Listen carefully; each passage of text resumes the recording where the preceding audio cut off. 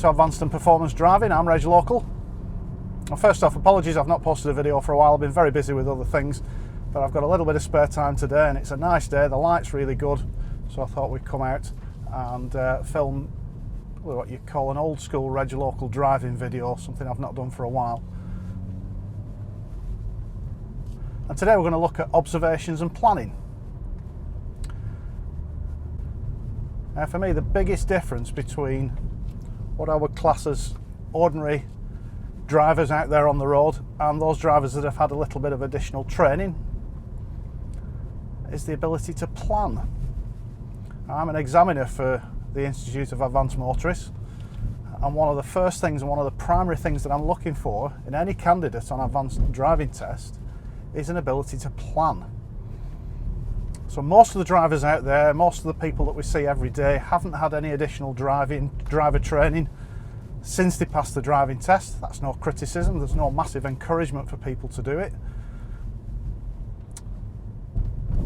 But what that means is that that driver training level that most people have reached is fairly basic, and a lot of drivers will drive along and then they'll arrive at a hazard like this pinch point here, and then once they arrive at that hazard they'll look at it and go, oh right, what do I do now? And then they'll think their way through it and they'll make the plans then. But a driver who's had a little bit more training, advanced training, whatever you want to call it, should see that pinch point in advance, like we can see this one coming up, and then make a plan. So the plan is to drive through. We've got priority. I'm looking past it and I can see that there's nothing coming our way. There is a sign there warning us of pedestrians in the road. So you arrive at the hazard with a clear plan as to how you're going to negotiate the hazard, and maybe a secondary plan as well. So the secondary plan at that previous pinch point where we had priority, if somebody decided they were coming through, our secondary plan is to stop, because we don't want to come into conflict. So how do we make these driving plans? Well, you can look it up in Roadcraft if you like, but I'll give you a summary. We make our driving plans based on three things: what we can see, what we can't see, and what we can reasonably expect to happen. So what we can see is fairly straightforward. I'm going to go through that in detail shortly about how you carry out your observations. What you can't see is much more subtle. So I can see up ahead there's a road, the road's bending round to the left. What I can't see is if there's anything following this other car coming towards us, or if there's anybody walking in the road, or if there's any cyclists or people on horseback, all the sort of things that you could reasonably expect to happen on this road. So you can see there I'm linking what I can't see with what I can reasonably expect to happen. And note the word reasonably in there as well. I'm not expecting a herd of wildebeest across the road or a Harrier jump jet landing. We've got to use our imagination to fill the gaps in our view. But we don't want an overactive imagination. We just want to imagine what we could potentially find around the next corner. So here, for instance, pinch point, we've got priority, but if anything's coming through that pinch point, I'm still going to have to give way. Checking the mirrors and moving out. So what's the technique with observations? Well, you need to be scanning. And scanning really means that your eyes are moving around all the time. So you might see my head moving a little bit when I'm driving, but actually my eyes are swiveling around like mad in the sockets at the moment, looking around all over the place. I don't focus on anything for a particularly long time. I'm just looking at building up a continual visual picture of what's happening in front of us and behind us.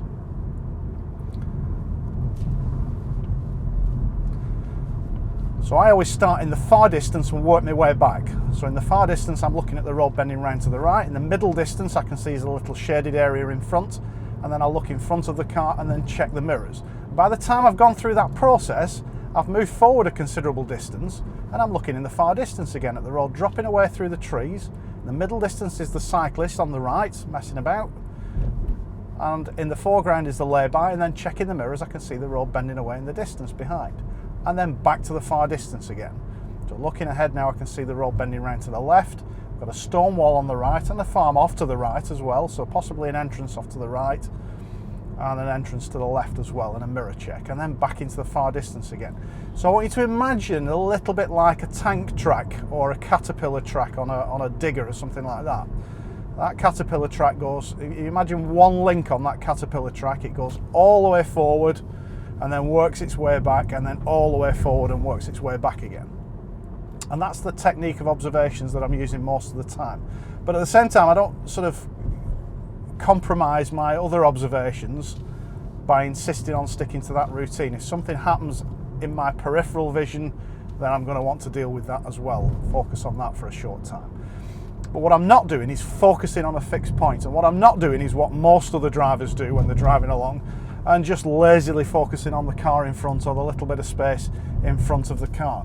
I'm looking well ahead, and those forward observations allow us to formulate our driving plans nice and early, so we're not caught out by surprise. And that's what this is all about, this kind of driving. It's about eliminating that element of surprise when you're driving.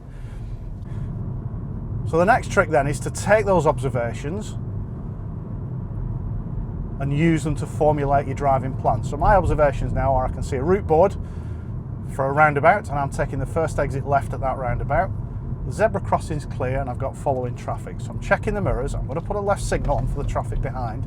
My plan is to turn left at the roundabout. I'm planning to stop, but I'm looking to go. But it's a very limited view at the roundabout and we've got traffic in front of us. So on the approach now, I'm just going to take a first gear just to roll up to the roundabout, but I'm not assuming that nothing's coming. I'm looking to the right, it's clear, and only then am I moving off at the roundabout. So I formulate the plan first on the approach to the roundabout and then execute it as we drive into the roundabout itself. So now what I'm going to do is go for a short drive on a variety of different roads. We're going to do some urban roads, we're going to do some rural roads, and we're going to do a little bit of motorway. And I'm going to show you how we use that observation technique, scanning, and how we link it to our plans, what we can see, what we can't see, what we can reasonably expect to happen, and then how we execute those plans as we drive into and through the hazards. So let's start with some urban roads. Drive through Blackburn for a few minutes. I'll share my observations and plans with you. So up ahead now I can see the road bending round to the left, and there's a car emerging from a junction on the right in the mid-distance. So I could reasonably expect that to potentially pull out in front of us. As we get closer, I'm just looking to check that it's not moving, checking the mirrors, and then moving my observations right into the far distance again, the road going around to the left. There's a sign on the left for a cycle lane, so I'll be looking out for anybody who might be using that. The bicycle, pedestrians on the near side and offside, and then working my way back I've got a car reasonably close behind but not too close that concerns me. So as you can see, in a more urban setting like this, it's quite a hazard rich environment. There's lots of things going on, lots of potential hazards, so my brain's working overtime. I can't verbalise everything that I'm seeing and that I'm thinking about, but I'll try and share the main plans, the most prominent hazards that are coming up. So looking far ahead now, I can see the road dropping away over a bit of a bridge, a canal bridge or a railway bridge. Checking the mirrors, the car's a bit closer behind me, so I'll bear that in mind when I'm braking. And now I've got a mini roundabout coming up, so I plan to go straight ahead, and I've got a car coming in from the right at that mini roundabout. So I'm checking the mirrors and slowing down. That van's setting off now, so I'm coming off the brakes and driving through. So when that van set off, it gave me a block, a 12 o'clock block, blocking the traffic coming in from the right. So up ahead I've got a route board for a crossroads. My plan is to go straight ahead at that crossroads, checking the mirrors, traffic behind. My brake light's coming on at the car up in front, so that might be slowing down and stopping at the junction. I've got green lights at the moment, but I can always expect those to possibly change to red. So I'm ready to slow down and stop if I need to. Nice slow approach at the junction just in case anybody's crossing or stepping out. And the lights have changed just as I've gone through. So the chap there waiting at the bus stop generally means that the bus is likely to be behind us rather than in front of us. But we are on a bus route, so we might see, again, we can reasonably expect to see buses up ahead stopping, pulling over. So extending the view into the distance now, the road's bending round to the right. We've got a pedestrian crossing. I can't see anybody coming up to it, pressing the button. That would make us expect that those lights were going to change. And a mirror check, we've got a motorbike behind us and a car behind that. So up ahead now, in the distance, I can see the road bending round to the left. There's a sign there on the left for a mini roundabout. There's what looks like another pedestrian crossing. I'm maintaining third gear just to hold me back on this downhill stretch, looking at the cars coming towards me, towards this mini roundabout, looking for any indication that they're going to turn. There's not, so I'm checking the mirrors, coming off the brakes and just going straight ahead at the mini roundabout. Keep left signs up ahead and the speed camera. Vehicles emerging from a junction on the right. So where you see one vehicle emerge from a junction like that, it's reasonable to expect that there might be another one that follows it. It's what people do. They follow other vehicles out of junctions. So always remember, where one emerges, another may follow. Kids on bikes do this. Really common to see kids on bikes travelling around in packs, coming out in front of you on at junctions. So if you see one emerge, expect others to follow them out in front of you. So there's the junction I'm going to turn left at. Checking the mirrors, already forming my plan for how to turn left at that junction. I'm going to follow the lane markings. Make it very clear that we're turning left here. No need for a signal because it's a dedicated lane, but I'm checking the mirrors.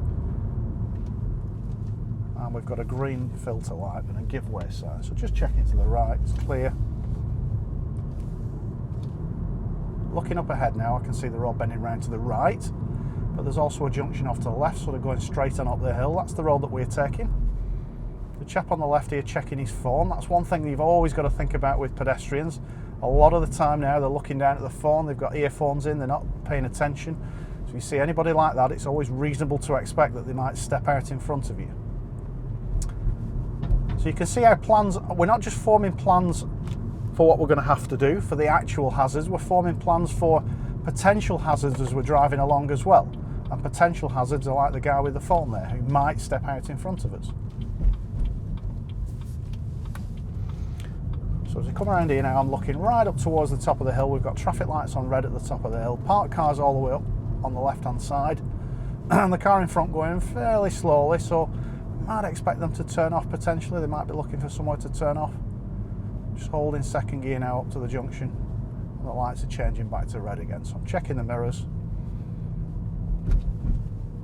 I'm going into a left-hand turn lane, but I'll put a left signal on for the car behind just to confirm that's our intention. Checking the mirrors, going to a nice smooth stop. First gear, move off the handbrake. So when you're going through traffic lights like this, it's not always safe to assume that it's clear just because the lights are on green. There are some drivers who choose to go through on red. There are some drivers who have an exemption from red traffic lights, like police and fire service, emergency services. The black car's done exactly what we anticipated he'd do from his actions. It was looking like they were going to pull over, or they were looking for somewhere, and they have done. So you can see on those urban roads, all sorts going on, lots of actual hazards that you have to do something about, and potential hazards where something might develop and we might need to do something about it.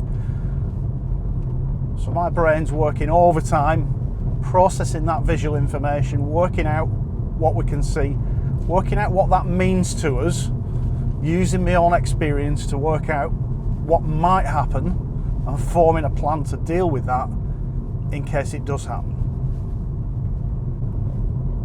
So let's take those observation skills and those planning skills out onto some rural roads now, where there are potentially fewer hazards and fewer things to draw your attention in, but actually there's an awful lot going on, an awful lot for you to think about, and if you're going to bring your speeds up, you've got to work, your brain's got to work at a faster rate to deal with those hazards as you're approaching them. Little tip with temporary traffic lights like this, don't brake too early, brake a little bit later. That box on the top of the traffic lights is a motion detector, and in order to activate it you've got to have some motion. So these people who crawl up to traffic lights very slowly, there's a potential that you might not activate that motion detector. If you look carefully, it's a little bit bright today, you probably won't see it, but if you look carefully, if you activate that motion detector, you'll see a little red LED light up, and that means that the traffic lights are aware that you're here and they will change at the earliest opportunity. So looking well ahead now, I've got a change in speed limit up to a national speed limit. So once we're clear, I'm holding third gear at the moment, keeping it nice and slow through the roadworks. Once we're clear of these traffic lights, I can start to build the speed up. So already I'm looking in the far distance at the road bending round to the right and checking the mirrors. Clear the traffic lights, build the speed up. I'm trying to see where the road's going. It looks like it's going round to the right. I'm holding third gear at the moment for a little bit more flexibility. And As the road bends round to the right, I'm trying to pick up what I can see in the distance, what warning signs are. There's a warning of a bend to the left and reduced speed now. It's trying to tell us something. I can see the bend to the left, so I'm getting a position near the centre line and I'm on the brakes, but there's another warning sign. So now I can see that the road's bending round to the left much more sharply. So I'm coming off the brakes now, second gear, and accelerating gently around the corner. Now building the speed up, getting a cross view. So when the road bends to the right, look across to the right. I can see the road disappearing off into the distance now. Now the hedge line is showing me that the road's bending round to the left. I'm checking the mirrors, I've no following traffic, but on this type of road you could potentially have cyclists, horse riders, people walking in the road. There's no footpath here. So if anybody's walking in the road, then they are a potential hazard. So I've got to make sure that I can stop in the distance I can see to be clear. There's a warning sign there on the right for a cycle lane or cycle route, and another warning sign for accompanied horses and ponies. Everything that we've just anticipated. So our anticipation is ahead of those warning signs, and there's a couple of horses in the road. So there's a perfect example. We'll just bring the speed down a bit, and then just build it up gradually again so we're not harsh on the accelerator. So that's a perfect example of how we can anticipate, just from the type of road that we're on, what kind of hazards we might encounter. Up ahead now I can see some signs warning us of a road bending round to the left and a steep gradient down. So I'm holding third gear just to hold the car back, covering the brakes, checking the mirrors, there's no following traffic, and there's that sharp bend to the left. So as we come around here, I'm going to get a cross view, see if I can pick out what I can see, and then allow the car to just build up a little bit of speed as we pick up down the hill. And I can see that hedge moving off to the right. That looks like it's our road. And beyond that, if you look carefully, you'll see some church spires. Now what that means to me is that we're on a national speed limit road at the moment, but where you get churches, you get villages, you get a more built up area. Potentially that could be that there's a reduction in the speed limit. So I'm already planning, and you know what it's like, these speed limit signs, they hide them in bushes, don't they, just around the corner. So we need to anticipate where we might get those reductions in speed limit. Now we wouldn't be flying up here anyway, would we? I'm travelling at less than 30 now on the approach to this left-hander because it's quite tight. But there it is, hidden behind the bushes, 30 mile an hour speed limit sign. But we'd already anticipated that because we'd seen the church spire. To be honest, I don't drive this road very often through Pleasanton. So that was genuinely from my own observations. That wasn't because I knew the speed limit was here. Now we've got cars parked near side and offside, coming into a little village, pub on the offside. This car on the left is a problem, but I'm going to move out early and look up the near side. Now I'm going to come back in. So that early move gave me an early view of that Volkswagen coming towards me. So you can see now how these observations, we're linking them with our road position, using our road position to give us a better view.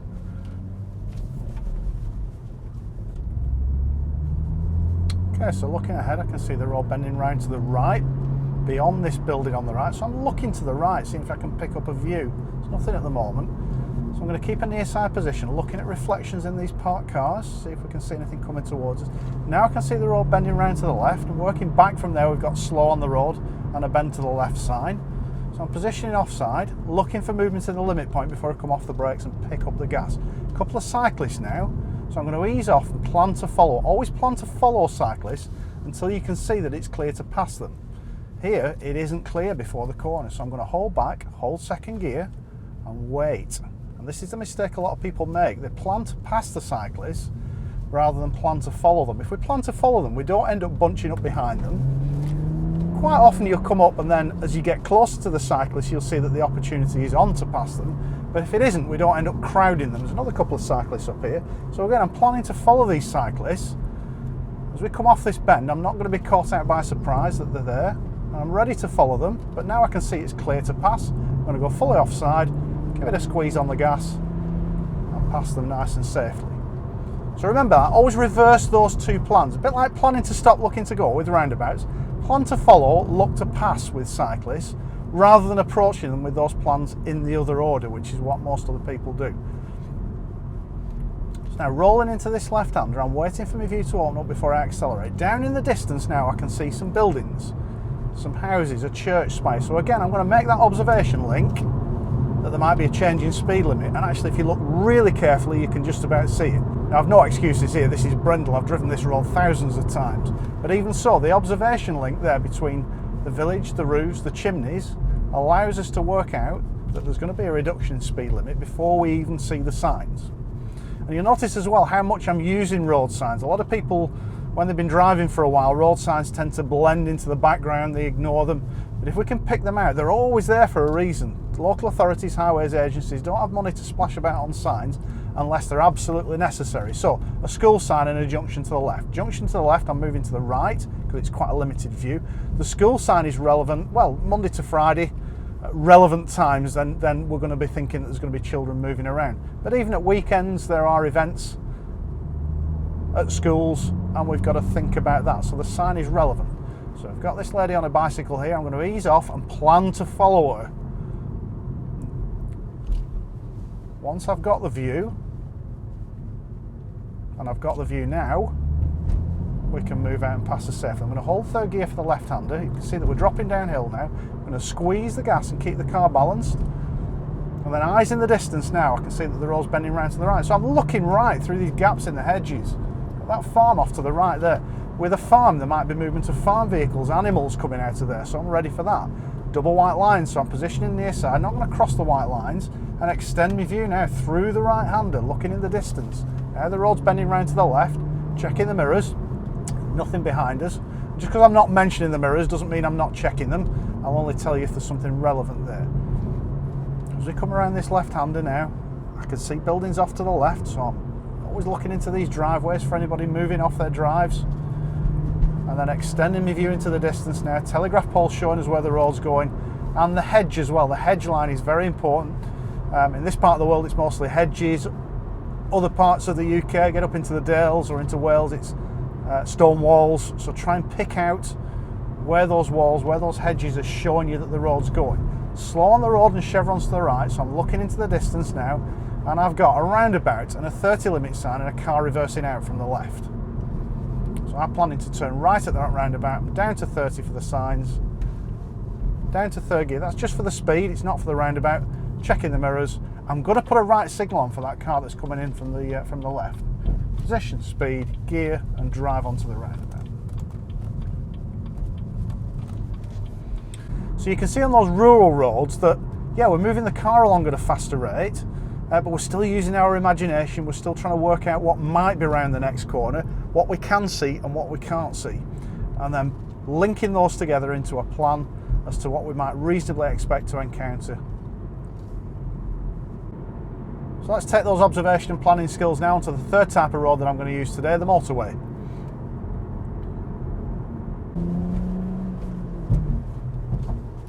So now I'm planning to join the motorway. So I'm looking up to the right now at the overbridge and just checking the state and the flow of the traffic up there just to see what kind of traffic I'm joining. There's one car going along now, looks like it's in lane 1. So my plan is to be up to around 55-60 miles an hour as we get onto the slip road so that I can feed in around the traffic in lane 1.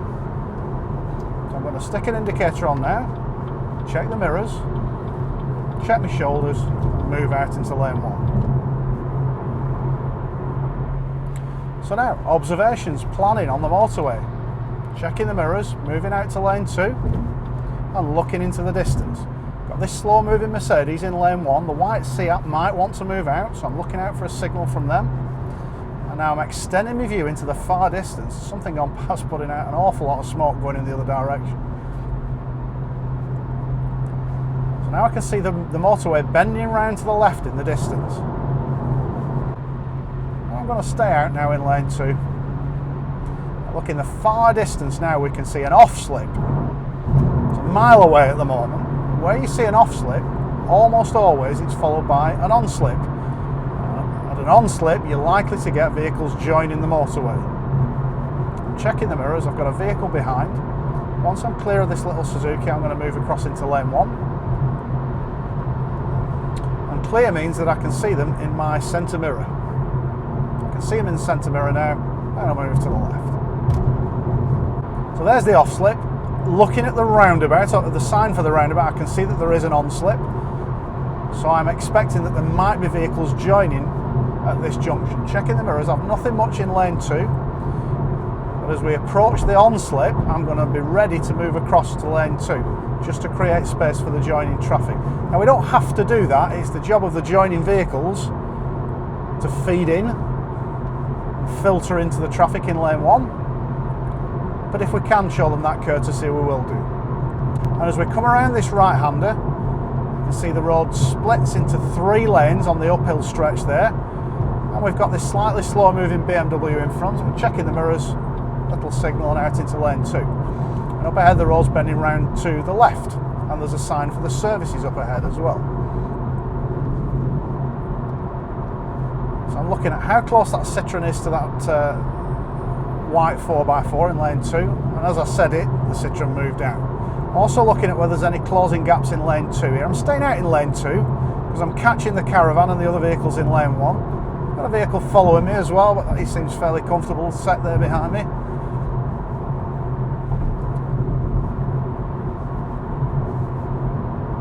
And again, I'm going to stay out in lane 2 for the van, looking for any closing gaps. Eyes up right in the far distance now. You see we're cresting the rise and we're 1.5 miles from Darwin Services. A bit of local knowledge, I know that we're going to exit the motorway at that junction. Checking the mirrors now, cross to lane 1. There's the first sign for the junction. The thing about motorways is they tell you well in advance when you're approaching junctions or anything else that's relevant. They give you lots of prior notice. I'm just checking my mirrors and I'm going to put a signal on, move out to lane 2. And a vehicle approaching in lane 3, then he needed to know that I was moving out, but we were approaching this slow moving Citroen. I'm checking the mirrors again and moving across to lane 1. So here's our junction, we're 1/2 mile away, so I'm already planning for my exit. The plan is to be in lane 1 at the 300-yard marker with the left signal on. Obviously I'm already in lane 1, I don't anticipate that we'll be passing anything else. Got brake lights coming on the vehicles in lane 1, but there's our 300-yard marker. So ideally I try and avoid braking on the motorway if we can. I'm completely off the gas, easing off, checking the mirrors, putting a left signal on now at the 300-yard marker. Ready for any late exiting vehicles coming past me, especially this Renault on the right.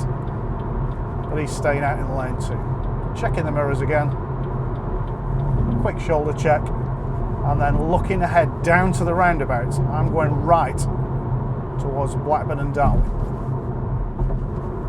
So on the motorway you can see that as far as hazards are concerned, there's far fewer hazards than there are on those other roads that we've been driving on.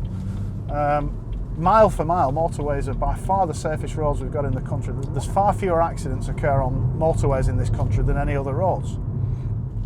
The trouble is that when they do occur, they happen at much higher speeds. So they tend to be much more serious accidents when they happen on the motorway. But it's very easy to do that forward observation, that forward planning model when you're on the motorway, because you've got that long view ahead and you've got time to take in what's happening as well. Time to look longer in the mirror and work out how your position is on the road and how you fit in with other vehicles on the road. So that's it for this video. Observations and planning, skills that you can use every time you get in the car or on the bike or whatever other form of transport that you use. You should be using these skills every single time, not just to look down the road and see what's happening, but also to work out what might happen, to anticipate. Most importantly, not get caught out by surprise by anything that happens. So thanks for watching. Don't forget to subscribe and give us a like if you've enjoyed the video. If you want to find out more about advanced and performance driving, go and have a look at the website reglocal.com. You can give us a follow on Twitter @reglocal. We keep coming back. Hopefully I should be filming some more videos over the summer when we get nice days like this and I've got a bit of time. Even Darwin looks nice on a day like this, doesn't it? I've got a couple of trips away planned over the summer as well. So I'm going over to Ireland in August, both Northern Ireland and Southern Ireland, so I'll do some filming while we're over there. And then in September we're going to India. We're flying to Delhi, drive a 4x4 right up into the very high passes of the Himalayas. So that should make some interesting videos as well. But for now, I'm Reg Local. Thanks for watching, and we'll see you next time.